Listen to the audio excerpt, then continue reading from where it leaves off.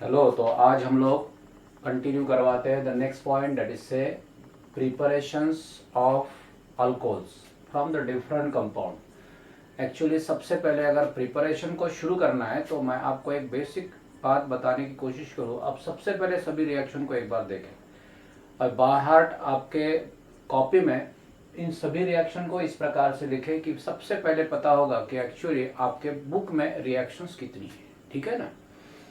This is said to be a flow chart. जैसे R X alkyl halide से बनेगा, alkyne से form होगा, अल्डिहाइड से बनेगा, कीटोन से बनेगा, ईस्टर से बनेगा, एसिड से बनेगा, ईथर से बनेगा, अमाइन से बनेगा और कहीं से बनता होगा, पता होगा तो जरूर नोट डाउन करके रखें। सबसे पहले फ्लो चार्ट को लिखने के बाद आप बोलोगे सर एक मैं क्वेश्चन पूछूं सर, फिर वही रिएक्शंस आपको रिपीट करोगे, फिर चार चार एग्जाम्पल लिखेंगे, उसके बाद फिर सर ऐसे चलने वाला नहीं। अभी तो वो आपने कर चुके हैं एक बार। देखो ये आपको सब पता है कि actually what about the reactions, what about the compound, how to write the reaction. ठीक है, अभी हम लोगों को इन बातों को इस प्रकार से लेना है। और वो कैसे, जैसे कि सबसे पहले कौन से कंपाउंड से कंपाउंड कैसे बनता है, आपने रिएजेंट कौन सा लिया। उसके बाद आप बोलोगे सर इस प्रोसेस में नंबर ऑफ कार्बन में बदलाव होते क्या, बढ़ते हैं कि घटते हैं कि उतने ही रहते हैं। समझ गए ना। इन पॉइंट को आप याद करें। सर सबसे पहला पार्ट होगा कि कौन से रिएजेंट से क्या बनता है, सिंपल सी बात। उसके बाद आपने रिएजेंट कौन सा लिया, ध्यान रखना, नोट डाउन करके रखो पॉइंट को। तीसरी बात है कि सर इस रिएक्शन के वक्त जनरली आप बोलोगे सर क्या हुआ कि मैंने एक्चुअली कार्बन को बढ़ते देखा है कि घटते देखा है। मतलब प्रोडक्ट जब बना तो प्रोडक्ट में रिएक्टेंट इतने ही कार्बन है कि रिएक्टेंट से ज्यादा कार्बन हो गए, कम, ये जरूर नोट डाउन करके रखें। चौथा पॉइंट है फंक्शनल ग्रुप में क्या बदलाव हुआ। आप इतनी भी बात करोगे तो पांचवा पॉइंट है उसका मैकेनिज्म क्या है, what is the type of reaction which is just carried out, ये कौन से प्रकार की रिएक्शन है। और छठवां पार्ट है कि उसमें कौन से प्रकार के रिएजेंट कैसे वर्क होते हैं, ये सभी बातें। तो ये 6 पॉइंट के अनुसार हर रिएक्शन को ट्रीट करना है। ना तो आपको रिएक्शन लिखनी है, बाय द वे उसका फायदा कैसे होगा उसको हम लोग कंटिन्यू करेंगे। ठीक है ना।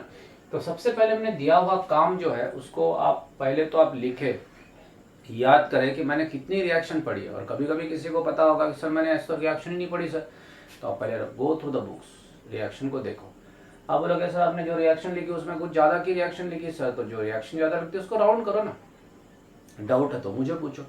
अब ये बताने के पहले सबसे पहली बात मैं कोशिश करना चाहता हूँ, वो कोशिश इस प्रकार से कि कुछ लोगों ने मुझे सवाल पूछा था, बोले सर हम लोगों ने अल्कोहल के कुछ क्वेश्चन को सॉल्व किए थे, जैसे इस चैप्टर के पहले उन्होंने बोला था कि सर मैं जब क्वेश्चन को सॉल्व कर रहा हूँ वहाँ एक टर्म आता है ऑप्टिकल आइसोमेरिज्म, और उस ऑप्टिकल आइसोमेरिज्म के जब मैंने क्वेश्चन को सॉल्व किए तो कुछ लिस्ट ऑफ क्वेश्चंस मेरे सॉल्व ही नहीं हो, क्योंकि मुझे ऑप्टिकल आइसोमर पता नहीं है। तो फिर आप बोलोगे सर अभी ऑप्टिकल आइसोमर उनको पता नहीं, तो मैंने उसको वही बोला था कि बेटा मैं समझा दूँ उसके बाद आप उसको सॉल्व करें, तो आपके क्वेश्चन पेंडिंग है। अभी ये ऑप्टिकल आइसोमेरिज्म के कुछ टर्म्स है जिसकी वजह से आपकी क्वेश्चनरी रुक गई। एक बार देखो, अब मैं थोड़ा सा बताने की कोशिश करता हूँ, उसको सुन लो, और सुनने के बाद फिर आप बोलोगे सर उस क्वेश्चन को फिर निकाल के आप सॉल्व करने की कोशिश करें, क्या होगा उसका रिजल्ट आपके सामने आएगा। सबसे पहला पार्ट है कि उसने पूछा था कि ऑप्टिकल आइसोमेरिज्म क्या होता है। ऑप्टिकल आइसोमेरिज्म जैसे अभी हम लोग आइसोमेरिज्म पढ़े ना। अब ऑप्टिकल आइसोमेरिज्म पढ़ने के बाद अब आप बोलोगे sir that is said to be the term, तो उसके पहले हम लोगों ने आइसोमेरिज्म कौन सा पढ़ा, स्ट्रक्चरल पढ़ा। क्या था structural isomerism, the compound which having the same molecular formula but they may having the different structure, that's why their chemical properties are different। तो structural isomerism में compound की chemical property बदलती है, जब फार्मूला सेम होने के बाद structure बदल जाता है तो प्रॉपर्टी बदलती है। जैसे कि ethyl alcohol and dimethyl ether, अब ये दोनों फंक्शनल आइसोमर है, उनका फार्मूला सेम है लेकिन वो स्ट्रक्चर बदला फंक्शनल ग्रुप की वजह से, और इसी वजह से उनको फंक्शनल आइसोमर बोलते हैं। तो ईथर और अल्कोहल की प्रॉपर्टी अलग अलग है। केमिकली इनर्ट आपका ईथर है लेकिन अल्कोहल केमिकली इनर्ट नहीं है, तो ठीक है ना। ऑप्टिकल आइसोमेरिज्म में केमिकल प्रॉपर्टी डिफरेंट नहीं बोलेंगे। Actually what about the term which we can say that is optical isomerism. तो optical isomerism is said to be a phenomena in which compound having same molecular formula, structure भी same रहता है, बदलता है तो उसका कौन सा, ऑप्टिकल बिहेवियर, मतलब लाइट का इफेक्ट जो है, light lenses related property compound की बदलती है, and that is called as optical isomerism, and that is due to different structure के डिफरेंट कॉन्फ़िगरेशन डिफरेंट में हैविंग द डिफरेंट प्रॉपर्टी। थोड़ा इसे पॉइंट को सुनो, तो ये ऑप्टिकल आइसोमेरिज्म है। अब आप बोलोगे सर एक्चुअली वो कंपाउंड ऑप्टिकली एक्टिव है कि नहीं है, ये क्वेश्चंस मैंने सुने थे सर। फिर अब आप बोलोगे सर वो क्वेश्चंस को कैसे सॉल्व करना, तो सुनो, एक्चुअली कंपाउंड में ऑप्टिकल आइसोमेरिज्म क्या होता है ये मैंने डेफिनेशन बताई, एक बार फिर याद करें, फिर मुझे बताने की कोशिश करें। दूसरा पार्ट है कि सर एक्चुअली कैसे समझे कि वो कंपाउंड ऑप्टिकल एक्टिव है कि नहीं है, इसके लिए scientist Van Hoff and Le Bel की थ्योरी है, that is called as Van Hoff and Le Bel theory for optical isomerism. Van Hoff तो नाम सुना होगा ना सॉल्यूशन चैप्टर में, वैन हॉफ फैक्टर के बारे में जो बोलते हैं वो वैन हॉफ एंड लीबेल, इन दोनों की थ्योरी है, that is a theory for optical isomerism. इस थ्योरी के अनुसार उन्होंने बताया कि how to identify the given compound is said to be optically active, आपका दिया हुआ कंपाउंड ऑप्टिकली एक्टिव है कैसे वेरीफाई करें, इसलिए उन्होंने कुछ नॉर्म्स को लिखे, और वो नॉर्म्स कुछ इस प्रकार से उन्होंने पहला बताया, एक बार देखो, the compound should contain asymmetric carbon, उन्होंने क्या बताया, compound should contain asymmetric carbon atom, जिसको हम लोग चिरल कार्बन बोलते हैं, कभी सुना है ना चिरल कार्बन। हाँ देखो, ये आपके जो जो टर्म्स आपने पूछे उसके आंसर बताने की कोशिश करता हूँ, कुछ डाउट है तो मुझे पूछ लेना। तो पहली कंडीशन उन्होंने बताया कि कंपाउंड में असिमेट्रिक कार्बन होना चाहिए। अब आप बोलोगे सर सबसे पहले बताया कि ऑप्टिकली एक्टिव कंपाउंड में असिमेट्रिक कार्बन होना चाहिए, मतलब क्या होता है, तो आपका कार्बन टेट्रावैलेंट, टेट्रावैलेंट में चारों के चारों वैलेंसी अगर कोई 4 डिफरेंट मोनोवैलेंट ग्रुप से सेटिस्फाई होती होगी, मैंने जैसे एक्स वाई जेड और टी, ये 4 ग्रुप लिखे मैंने, चारों डिफरेंट है और चारों मोनोवैलेंट है, तो फिर आप बोलोगे sir when the carbon is attached to 4 different monovalent group then that carbon is said to be optically active. अगर कंपाउंड में असिमेट्रिक कार्बन, इस प्रकार का कार्बन है जो कार्बन 4 डिफरेंट ग्रुप को लगाए लेकिन चारों ग्रुप कैसे मोनोवैलेंट है, तो आप बोलोगे सर आपके कंपाउंड में असिमेट्रिक कार्बन है। कार्बन कैसे है, असिमेट्रिक कार्बन, इस कार्बन को असिमेट्रिक कार्बन या चिरल कार्बन बोलते हैं, समझ गए ना। तो पहली कंडीशन, पहला सिग्नल है कि वो कंपाउंड में ऑप्टिकल एक्टिविटी मिल सकती है, मिलेगी नहीं। तो आप बोलोगे सर कुछ दूसरा एक आध एग्जांपल लिखे। अब दूसरा एग्जांपल देखो, जैसे कि मैंने लिखा CH2CH3 एंड देन OH, जानते हो इस कंपाउंड को। अब इस कंपाउंड में टोटल कितने कार्बन रहे, 4 कार्बन है। अगर कंपाउंड में टोटल 4 कार्बन है तो आप बोलोगे सर इस कार्बन को देखो, इस कार्बन के टोटल 4 बॉन्ड में से 3 बॉन्ड तो हाइड्रोजन ने सेटिस्फाई किए, तो क्या इस कार्बन को 4 डिफरेंट ग्रुप लगे, नहीं सर, 3 तो हाइड्रोजन सेम लगे, बाकी एक अलग लगा हुआ है। थोड़ा इस कार्बन की ओर देखें, इसको ये लगा है C2H5, ये लगा है OH, ये लगा है CH3 और ये लगा है H, मतलब ये कार्बन जो है 4 डिफरेंट ग्रुप को लगा है, मतलब ये असिमेट्रिक है। मेरा स्टार जो मैं बताना चाहता हूं ये असिमेट्रिक कार्बन बताता है। फिर आप बोलोगे सर इसमें 4 में से ये तीसरा कार्बन देखो, ये कार्बन को कितने हाइड्रोजन लगे, 2 तो हाइड्रोजन लगे, मतलब चारों के चारों डिफरेंट ग्रुप होना चाहिए, 2 तो सेम ही लगे, इसका मतलब सर ये असिमेट्रिक नहीं हो सकता। ये असिमेट्रिक है क्या, this is also not asymmetric, मतलब कंपाउंड में 4 कार्बन है तो चारों असिमेट्रिक रहना जरूरी है क्या, नहीं। इसमें कितने असिमेट्रिक कार्बन है, 1, मतलब इसका मतलब आप बोलोगे सर इस कंपाउंड में असिमेट्रिक कार्बन है, that is said to be a chiral carbon. पहली कंडीशन फॉलो हुई, तो पहली वैन टॉप लिबेल के अनुसार पहली कंडीशन कौन थी, compound should contain asymmetric carbon. अब दूसरी कंडीशन है compound should be asymmetric, compound should be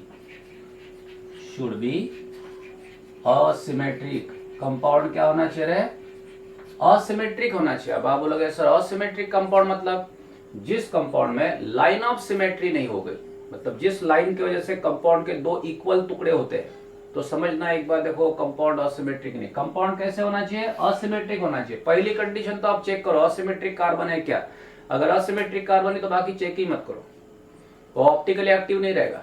लेकिन पहली कंडीशन चेक की और उसमें असिमेट्रिक कार्बन दिखा, तो फिर आप बोलोगे सर अब देखिए कंपाउंड असिमेट्रिक है क्या, कंपाउंड असिमेट्रिक मतलब no line of symmetry, no plane of symmetry और नो सेंटर ऑफ सिमेट्री, कोई सिमेट्री नहीं होना चाहिए। आप बोलोगे खाली बता दोगे, देखो एक कंडीशन मैं एक कंपाउंड को लिखने की कोशिश करता हूं, that is said to be HCl CH3 CH3। अब थोड़ा इस कंपाउंड को देखो, इस कंपाउंड का नाम 2,3 डाइक्लोरोब्यूटेन है ना। अब ये 2,3 डाइक्लोरोब्यूटेन इस कंपाउंड में 4 कार्बन है, इस कार्बन को देखो असिमेट्रिक है क्या? नहीं। आप बोलोगे सर 3 तो हाइड्रोजन ही लगे तो फिर चारों डिफरेंट होना चाहिए, ये असिमेट्रिक नहीं है। ये असिमेट्रिक है क्या? नहीं है, ये असिमेट्रिक कार्बन है। लेकिन ये कार्बन की ओर देखो, इस कार्बन को ये एक मिथिल लगा हुआ है, एक Cl लगा हुआ है, एक H लगा हुआ है और एक इतना पूरा ग्रुप लगा है, मतलब ये कार्बन को चारों ग्रुप डिफरेंट लगे हैं। हाँ, इसका मतलब है असिमेट्रिक है। ये कार्बन भी असिमेट्रिक है क्योंकि इसको भी 4 ग्रुप लगे, 1H, 1Cl, 1CH3 and the remaining group. इस कंपाउंड के 4 कार्बन में से 2-2 कार्बन असिमेट्रिक है। अब बोलोगे फिर ऑप्टिकल एक्टिविटी का पहला सिग्नल मिल गया, मिल गया। लेकिन अब आप बोलोगे सर जब आप इस कंपाउंड में इस प्रकार की एक लाइन डालते हो, मैं इसको लाइन ऑफ सिमेट्री बोलता हूं, लाइन ऑफ सिमेट्री। तो जब इसमें लाइन ऑफ सिमेट्री डालने के बाद आप बोलोगे सर आपके कंपाउंड के 2 टुकड़े हो गए, देखो इस भाग पार्ट में H, इधर H, इधर CH3, इधर CH3, इधर Cl, इधर Cl, 2 कार्बन ऐसे हो गए 2 टुकड़े। अब जो 2 टुकड़े हो गए तो आप बोलोगे sir this compound divided into 2 compartment equal halves, that's why this is said to be a symmetry line. और कंपाउंड को आप असिमेट्रिक नहीं बोलोगे, अब ये सिमेट्रिक हो गया, दिस इज मेसोफॉर्म। ये कौन सा फॉर्म हो गया? मेसोफॉर्म। ऑप्टिकल एक्टिव नहीं, दैट इज से इनएक्टिव मेसोफॉर्म फॉर्म होता है। तो आप बोलोगे सर लेकिन अगर कंपाउंड में कोई लाइन ऑफ सिमेट्री नहीं है, प्लेन ऑफ सिमेट्री नहीं है, सेंटर ऑफ सिमेट्री नहीं है, तो कंपाउंड को असिमेट्रिक कंपाउंड बोलोगे। जो तीसरी कंडीशन आती है में form a non super imposable mirror image, उसके जो 2 फॉर्म बनेंगे वो नॉन सुपर इम्पोजेबल होना चाहिए, ठीक है। तो फिर आप बोलोगे तो जनरली थ्योरेटिकली आपको 2 कंडीशन को चेक करना है, असिमेट्रिक कार्बन और दूसरी कंडीशन उसमें कोई line of, plane of, centre of symmetry है क्या। अगर 2 कंडीशन में अगर आप प्लस में आ गए तो समझ लेना एक बात देखो कि सर ना असिमेट्रिक कार्बन भी है और लाइन ऑफ सिमेट्री भी नहीं है, प्लेन ऑफ सिमेट्री नहीं है, तो आप असिमेट्रिक करके कंपाउंड को बोल सकते हैं और आपका कंपाउंड थ्योरेटिकली ऑप्टिकली एक्टिव हो सकता है। समझ गए 2 कंडीशन। तो पहले असिमेट्रिक कार्बन को चेक करना रहे और बाद में अब आगे का सवाल आपके सामने आता है कि सर ये तीसरा सवाल मैं पूछता हूँ सर कि कंपाउंड में असिमेट्रिक कार्बन मैंने चेक किया, लाइन ऑफ सिमेट्री चेक किया। अब एक सवाल फिर मैं आगे पूछना चाहता हूँ कि सर वो कंपाउंड ऑप्टिकली एक्टिव है, उसके कितने आइसोमर हो गए? अब सुनो, जैसे कि 2 क्लोरोब्यूटेन, 2 क्लोरोब्यूटेन ये कंपाउंड मेरे पास है। 2 क्लोरोब्यूटेन अगर मेरे पास है तो इस कंपाउंड में कितने असिमेट्रिक कार्बन है? देखो यहाँ पे जैसे कि Cl है, H है, CH3 है, CH2 है, CH2। कंपाउंड में टोटल 4 कार्बन है। कंपाउंड के कार्बन नहीं गिनने, कितने असिमेट्रिक कार्बन है? तो असिमेट्रिक कार्बन तो एक ही है, इसका मतलब ऑप्टिकल आइसोमर रहेंगे। फार्मूला में बोल रहा हूं A equal to 2 to the power n, A equal to 2 to the power n। अब 2 टू द पावर n के अनुसार n मतलब number of asymmetric carbon atom, asymmetric carbon atom. अब बोलो कितने असिमेट्रिक कार्बन रहे? 1। तो फिर 2 to the power 1 equal to 2 optical isomer 2 हो गए। फिर किसी का सवाल सर 2 ऑप्टिकल आइसोमर हो गए, तो 2 ऑप्टिकल आइसोमर मतलब एक्चुअली कैसे हो गए? तो आप बोलोगे सर उसमें से 2 में से एक होगा D और एक होगा L, मतलब इसके 2 आइसोमर हो गए। जब लाइट पास करोगे तो one rotate the light in clockwise direction and another rotate the light in anti clockwise direction. एक का डेविएशन क्लॉकवाइज होगा जब उससे लाइट पास होगा, दूसरे का डेविएशन एंटी क्लॉकवाइज होगा when light passes to that. तो ये हो गए 2 कॉन्फ़िगरेशन। और ऐसे कॉन्फ़िगरेशन जैसे मैंने 2 क्लोरोब्यूटेन बोला, लेकिन मुझे कुछ पता नहीं ऑप्टिकल आइसोमरिज्म के बारे में, मुझे देखना ही नहीं है, मैं उसकी केमिकल प्रॉपर्टी देख रहा हूँ। लेकिन ऑप्टिकली उसको देखे तो इसमें असिमेट्रिक कार्बन है, ये कंपाउंड असिमेट्रिक है, मतलब ये ऑप्टिकल एक्टिविटी दिखाता है। इसका मतलब एग्जिस्टेंस में इस कंपाउंड के 2 फॉर्म हो गए, एक D फॉर्म होगा, एक L फॉर्म होगा। उसके नाम भी हम लोग ऐसे लिखेंगे, बोलेंगे सर किसी के सामने ऐसे लिखा था 2 क्लोरोब्यूटेन, ठीक है, लेकिन D2 क्लोरोब्यूटेन का लेबल जब लगा दे तो समझना एक कॉन्फ़िगरेशन जो हमारे पास है उसमें से लाइट अगर पास हुआ तो लो रोटेट किससे करता है? विच rotate the light in clockwise. L form which rotate the light in anti clockwise. D form को प्लस फॉर्म भी बोला जाता है, एंगल ऑफ रोटेशन प्लस होगा, माइनस फॉर्म होगा, ठीक है। और अगर आप बोलोगे सर जैसे D2 क्लोरोब्यूटेन, L2 क्लोरोब्यूटेन, इस प्रकार से 2 फॉर्म मतलब 2 आइसोमर उसके हो गए, एक होगा D और दूसरा होगा L। जैसे कि मैं लिखूं D2 क्लोरोब्यूटेन और L2 क्लोरोब्यूटेन, इस प्रकार से पार्ट होगा क्लोरोब्यूटेन, ठीक है ना रे। तो ये 2 आइसोमर हो गए, समझ गए। अब एक बात और ऐड करने की कोशिश करता हूं, ये दो आइसोमर है, जैसे इसको ऐसे भी लिखा जाएगा, डी के जगह आप बोलोगे सर +2 क्लोरोब्यूटेन ऐसा लिखा जाएगा, -2 क्लोरोब्यूटेन ऐसा लिखा जाएगा। माइनस प्लस क्या होता है सर, रोटेशन जब होता है तो नॉर्मल के साथ उसका एक एंगल बनेगा, that angle is called as angle of rotation. Angle of rotation, D मतलब पॉजिटिव रोटेशन, एल मतलब निगेटिव, लेफ्ट निगेटिव रोटेशन। एक ऐड करना चाहता हूं, ज्यादा कंफ्यूज ना हुए।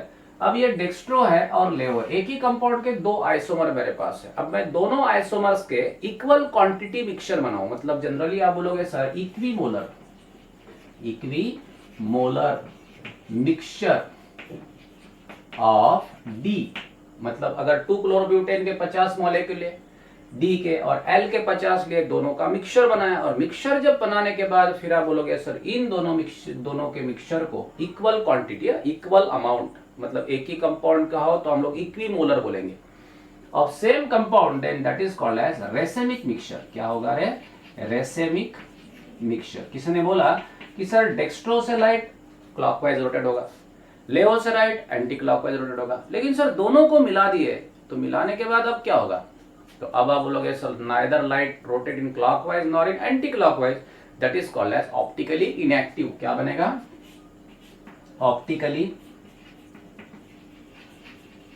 इनएक्टिव होगा। इसको रेसेमिक मिक्सचर बोलते हैं, इसी को डीएल मिक्सचर बोला जाता है। क्या बोलेंगे, डीएल मिक्सचर। और this is also written like this, plus minus mixture. मतलब जैसे 2 क्लोरोब्यूटेन का इक्वल क्वांटिटी मिक्सचर डेक्स्ट्रो लेवो का बनाया था, अब उसका नाम क्या लिखोगे, DL2 क्लोरोब्यूटेन। ठीक है, भले सर ऐसे जगह लिखा था सर डी ग्लूकोज, यल ग्लूकोज, DL ग्लूकोज, क्या होता बस वही ऑप्टिकल। तो एक बात फिर बता दूं, कंपाउंड में असिमेट्रिक कार्बन रहेगा और साथ में आप बोलोगे सर कंपाउंड कैसे होना चाहिए, असिमेट्रिक रहेगा, तो ऑप्टिकली एक्टिविटी शो करेगा। जनरली आप बोलोगे सर और कंडीशन क्या होगा, उसको चिरल कार्बन बोला जाता है जो असिमेट्रिक रहेगा। एबिलिटी को क्या बोलोगे, चिरलिटी बोलोगे। अगर ऐसे कुछ टर्म्स आ गए तो कंफ्यूज ना हो, एक कार्बन असिमेट्रिक होगा तो ऑप्टिकल आइसोमर कितने मिलेंगे, 2 मिलेंगे। अगर आप बोलोगे सर 2 असिमेट्रिक कार्बन हो गए, जैसे इसके पहले हम लोगों ने स्ट्रक्चर के बाद 2 असिमेट्रिक कार्बन है, थोड़े समय के लिए मानो वहां लाइन ऑफ सिमेट्री नहीं होती थी, उसके ऑप्टिकल आइसोमर कितने, A = 2 = 4। अब 4 ऑप्टिकल आइसोमर मतलब क्या होगा, उसमें से 4 में से 2 D फॉर्म हो गए और 2 L फॉर्म हो गए। ठीक है, और आगे ग्लूकोज। ग्लूकोज की बात करो तो ग्लूकोज के स्ट्रक्चर में 6 कार्बन होते हैं, 6 में से एक्चुअली 4 कार्बन जो होते हैं ऑप्टिकली एक्टिव, 4 कार्बन होते हैं चिरल कार्बन, चिरल और असिमेट्रिक। तो A = 2 to the power n मतलब 2 to the power 4 and that is 16 उसके ऑप्टिकल आइसोमर हो गए। 16 क्या हो गए, उसके ऑप्टिकल आइसोमर हो गए। 16 में से 8 हो गए D और 8 हो गए L। 8 क्या हो गए, L फॉर्म हो गए। इनको ना इपीमर बोलेंगे हम लोग, जैसे ही बायोमोलिक्यूल देखेंगे तो ये इपीमर वगैरह अभी आप बोलोगे सर, तो फिर इसलिए ग्लूकोज में असिमेट्रिक कार्बन कितने, 4।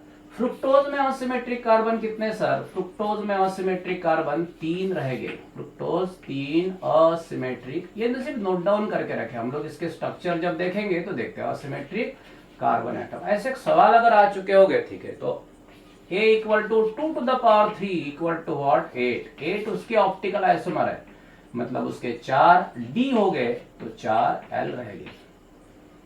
कितने कंपाउंड देखो, कंपाउंड में असिमेट्रिक कार्बन बोलो, इसके आइसोमर कितने हो गए, D कितने हो गए, L कितने हो गए। असिमेट्रिक कार्बन क्या है, ये कंपाउंड ऑप्टिकल एक्टिव हो सकते क्या, ऐसे जो आपको सवाल आ चुके थे और उसके आपको आंसर जरूरी थे, तो इन प्रकार से आप उसको वर्कआउट करें और देखो आपके आंसर्स निकल गए।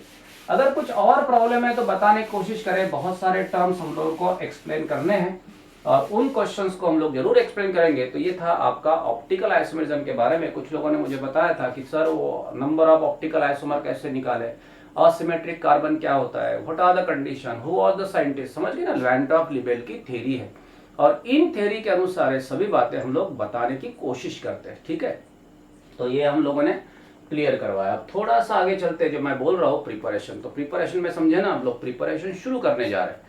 प्रिपरेशन शुरू करने के पहले जैसे बोर्ड में प्रिपरेशन हम लोग वर्कआउट करते हैं, तो उस बोर्ड के प्रिपरेशन को लिखते वक्त एक सादी सी बात मैं बताने की कोशिश करता हूँ कि आप रिएक्शन को लिखते हो, जैसे कि वी हैव अल्केन उसका हुआ हेलोजनेशन, तो मिला अल्किल क्लोराइड, ऐसे ना। लेकिन अभी आप बोलोगे सर वो पार्ट हो गया आपका 30% आपके दिमाग में, ये उम्मीद करके मैं आगे चलता हूँ और नहीं पता होगी तो फिर मुझे कुछ पूछे, फिर बताने की कोशिश करूँ। लेकिन आज हम लोगों को इस रिएक्शन को रिवाइज करना है। एक बार फिर बता दो, ये रिएक्शन का चार्ट आपके कॉपी में है, तो पहले तैयार करो इसको, फिर आपको देखना है, क्योंकि ये पूरी रिएक्शन प्रिपरेशन होने के बाद फिर आपको रिकॉल करना है, मतलब फिर पन्ने पलटाने की बात तो नहीं होना चाहिए। अभी इससे भी एक बार देखो कितनी प्रिपरेशन रहे इतनी। अब मैंने क्या किया था, जैसे कि एक सादी रिएक्शन लेके हम लोग चलाते हैं, एक बार देखो, बाकी तो कंटिन्यू करवाएंगे। अल्किल हलाइड से अगर आप बोलोगे सर अल्कोहल को प्रिपेयर करना है, तो आप बोलोगे सबसे पहले मैं पूछूं क्या करोगे, आप बोलोगे अल्कलाइन हाइड्रोलिसिस। क्या करेंगे, अल्कलाइन हाइड्रोलिसिस, पहली बात। फिर अल्कलाइन हाइड्रोलिसिस करने वाले हैं, तो अल्कलाइन हाइड्रोलिसिस मतलब करना क्या है, पहली बात। कौन सा रिएजेंट लेंगे, दूसरी बात। कंडीशन कौन सी रहेगी, तीसरी बात। फिर आप बोलोगे सर रिएक्शन का टाइप कौन थी, चौथी बात। नंबर ऑफ कार्बन कम ज्यादा होते हैं, नहीं सर सेम रहते, पांचवी बात। फिर आप बोलोगे सर उसमें क्या होता है, न्यूक्लियोफाइल अटैक होता है कि इलेक्ट्रोफाइल अटैक होगा, who is more reactive for this reaction, who is less reactive.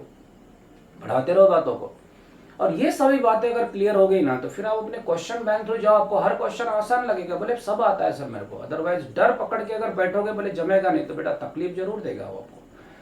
तो अभी आप बोलोगे सर अल्किल हलाइड से कैसे बनेगा, तो आप बोलोगे अल्किल हलाइड से अल्कलाइन हाइड्रोलिसिस करेंगे। देखते हैं एक रिएक्शन। अल्कीन से क्या करोगे सर, बोले अल्कीन से हाइड्रेशन करना पड़ता है, या हाइड्रोबोरेशन ऑक्सीडेशन होता है सर, अच्छी बात है। अल्किल हलाइड से अल्कोहल बनेगा, अल्किल हलाइड से अल्कोहल अगर बनता है, तो आप बोलोगे सर हाइड्रोलिसिस करेंगे। मैंने बोला नंबर ऑफ कार्बन, बोले सेम रहेंगे। लगा रहे फंक्शनल ग्रुप क्या होता है, बोले sir x group is replace by OH। X group को रिप्लेस करो, OH जगह लेगा। मतलब एक्स रिप्लेस करोगे तो एक्स रिप्लेस करोगे कि एक्स निगेटिव रिप्लेस करोगे कि एक्स पॉजिटिव रिप्लेस करोगे, ये भी मुझे पता है सर। एक्स निगेटिव रिप्लेस करोगे कैसे, एक एक बात क्लियर करते हैं।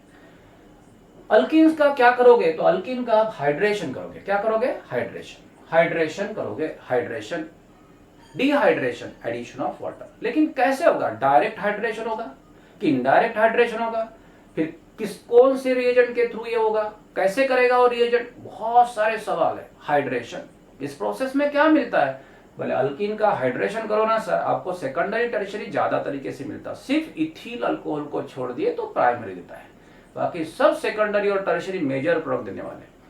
तो फिर प्राइमरी अल्कोहल को हासिल करने के लिए हमारे पास HBO, हाइड्रोबोरेशन ऑक्सीडेशन। एक बार रिएक्शन थ्रू जाओ, एक बार याद करोगे, सर मुझे याद नहीं है, तो क्लियर करें पहले।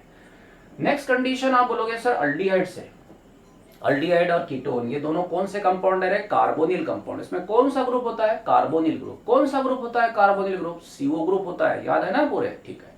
तो अल्डिहाइड कीटोन कार्बोनिल कंपाउंड है। इस कार्बोनिल कंपाउंड में generally why they are called as carbonyl है। पहला सवाल खुद को पूछो और क्लियर हो जाओ कि सर जमता है कार्बोनिल ग्रुप। अब इसका क्या करोगे, आप बोलोगे सर रिडक्शन करेंगे या तो हाइड्रोजनेशन करेंगे, रिडक्शन या हाइड्रोजनेशन। फिर रिडक्शन करोगे तो by using reducing agent, name that reducing agent, जितने रिड्यूसिंग एजेंट, क्योंकि पेपर में वो नहीं पूछेंगे, रिडक्शन पे नोट लिखो। अल्डिहाइड का रिडक्शन होगा तो क्या मिलेगा, ये सवाल कॉमन सवाल है, लेकिन अल्डिहाइड का रिडक्शन होना ऐसे नहीं बोलेगा। What happens when sodium amalgam is treated with aldehyde, sodium amalgam and HCl is treated with aldehyde, ऐसे बोला, तो आपको तुरंत पता होना चाहिए कि सोडियम अमलगम में बादशाह जो बोल रहे हैं सर आप, ये सोडियम अमलगम कौन सा एजेंट है, रिड्यूसिंग एजेंट है, माइल्ड रिड्यूसिंग एजेंट है। रिडक्शन के बाद वो अल्कोहल देता है, अल्डिहाइड प्राइमरी अल्कोहल देगा। प्राइमरी अल्कोहल मतलब क्या सर, तो CHO group converted to CH2OH। थोड़ी सी बात याद करें, कीटोन का रिडक्शन करने के बाद क्या होगा सर, बोले सेकेंडरी अल्कोहल मिलता है, तो aldehyde gives primary alcohol, ketone gives secondary alcohol, number of carbon same रहेगी। टर्शियरी अल्कोहल नहीं मिलता है, ठीक है। लेकिन अगर आप बोलोगे सर मुझे कार्बन बढ़ाने हैं, उतने ही कार्बन नहीं रखने हैं सर, बढ़ाने हैं, तो फिर क्या करें, बोले सर ग्रिग्नार्ड रिएजेंट की रिएक्शन है, वो एडिशन रिएक्शन है, उसमें कार्बन जितने भी बढ़ा सकते हो, याद है ना, कितने कार्बन बढ़ा सकते, बोले सर रेडिकल में जितने कार्बन है उतने कार्बन बढ़ेंगे सर, आपको कितने बता दे, 2, तो ग्रिग्नार्ड रिएजेंट में इथिल रेडिकल होगा। तो इन प्रकार से इस बातों को कंसीडर करें, एडिशन होती है। देखते हैं कि रिएक्शंस क्लियर करेंगे। ईस्टर एसिड, ईस्टर एसिड से क्या होगा सर, बोले Easter that gives alcohol. How many alcohol, बोले 2 alcohol sir, 1 alcohol is primary and other is depends on R, वो R कौन सा है सर उस पे से डिपेंड करेगा। इसके लिए कौन से रिड्यूसिंग एजेंट यूज किए, कौन से नहीं चलेंगे, कौन से प्रोमिनेंट होंगे, कौन से डोमिनेंट होंगे, कौन नहीं वर्क करेगा, जस्ट वी कंसीडर। हाइड्रोजनेशन होगा क्या सर? हाइड्रोजनेशन इज एवरीवेयर, हर जगह हाइड्रोजनेशन हो सकता है, तो प्रॉफिटेबल है कि नहीं है, क्वेश्चन रहेगा। Which is said to be a profitable efficient reaction, ऐसे पूछा जाएगा ना, तो आपको ये बातों को याद करना है। एसिड रिडक्शन करोगे, बोले हाँ कर दिए सर। रिडक्शन अगर करोगे तो इससे क्या मिलेगा, बोले on reduction of acid that में gives only one alcohol and that alcohol is correct, primary alcohol मिलेगा, सभी तो जानते हो आप। ईथर, ईथर का रिडक्शन नहीं करोगे, हाइड्रेशन करोगे, क्या करोगे, hydration, that is said to be hydrolysis बोलोगे, is under a drastic condition, under pressure and very high temperature they undergoes hydrolysis and gets converted into. तो अमाइन से आपको मिलेगा, आप बोलोगे बुक के पन्ने पलटा है सर, अमाइन वाली रिएक्शन नहीं मिली, ये अमाइन चैप्टर में मिलेगी आपको, उसमें नाइट्रस एसिड के साथ अगर आप रिएक्शन करते हो, कौन, अमाइन, प्राइमरी अमाइन, तो gets converted into alcohol, excluding methylamine, methylamine आपको नहीं देगा आपको अल्कोहल। सभी रिएक्शन को एक बार जरूर याद करके देखिए। Alkyl halide hydrolysis, aldehyde ketone reduction hydrogenation, alkyne से हाइड्रेशन सर, बराबर है, और हाइड्रोबोरेशन, अल्डिहाइड एसिड एस्टर है, रिडक्शन करवाओ सर। अगर मैंने बोला क्या करोगे, ईथर है, हाइड्रोलिसिस करो, मतलब ये पता होना चाहिए which is said to be the compound और from which compound by hydrolysis alcohol is prepared, बोले sir ether. Hydroboration oxidation of which compound gives, बोलेगे सर अल्कीन करो। Hydrolysis of what, alkaline hydrolysis of what, बोले alkyl halide use करो। देखो सोचो, आपको एक क्वेश्चन का सेट मिलता है, एक 7 7 7 8 8 क्वेश्चंस आपको इस प्रकार से मिलेंगे, समझ गए ना। तो पहले आपने कंपाउंड की लिस्ट बनाई नहीं अभी, अब इसके साथ सामने लिख दिया कि मैं क्या करने वाला हूं, अब एक एक रिएक्शन वर्कआउट करेंगे। जैसे एक एक रिएक्शन अगर वर्कआउट करते हैं, जैसे अल्किल हैलाइड का हाइड्रोलिसिस कर रहे, क्या होगा रे, आरएक्स, आरएक्स के साथ क्या यूज करोगे, केओएच, क्या होगा, एक्वस, क्या मिलेगा, आरओएच, प्लस क्या मिलेगा, केएक्स, क्या होगी रिएक्शन, हाइड्रोलिसिस। मैंने बोला क्या आपकी रिएक्शन से करते वक्त एक सवाल मैं पूछता हूँ कि ये कौन सी रिएक्शन है, हाइड्रोलिसिस रिएक्शन, ये कौन सा हाइड्रोलिसिस है, बोले अल्कलाइन हाइड्रोलिसिस। क्यों अल्कलाइन हाइड्रोलिसिस है, बोलेगे सर इसमें अल्कल यूज कर रहे हो, एक्वस सॉल्यूशन। ये बेस हाइड्रोलिसिस है कि ऐसे, बोले बेस हाइड्रोलिसिस। क्या आप KOH की जगह कोई और ले सकते, बोले NaOH, AgOH ले सकता हूँ। AgOH कौन सा लेंगे, बोलेगे सर मॉइस्ट सिल्वर ऑक्साइड। तो इन प्रकार से सभी कंपाउंड हमारे पास है, क्या मिलेगा, किस प्रकार से मिलेगा, रिएक्शन देखो, रिएक्शन में नंबर ऑफ कार्बन सेम है कि डिफरेंट है, ग्रुप में कैसे बदला होता, सभी बातों को ना आपको याद करना है। तो आज के लिए बस इतना ही, एक कंडीशन देखो, आप अपनी रिएक्शन को बहुत सही तरीके से वर्कआउट करें, फिर कुछ क्वेश्चंस हो गए उस क्वेश्चन को लिख के रखें, और कुछ डाउट होगा तो मुझे जरूर पूछे, मैं नेक्स्ट क्वेश्चंस और इस रिएक्शन को एनालाइज करने के लिए हम लोग नेक्स्ट पीरियड में फिर हाजिर होते हैं। तो कोई टेंशन मत लो, आगे वर्कआउट करो, बाकी पार्ट नेक्स्ट। Thank you.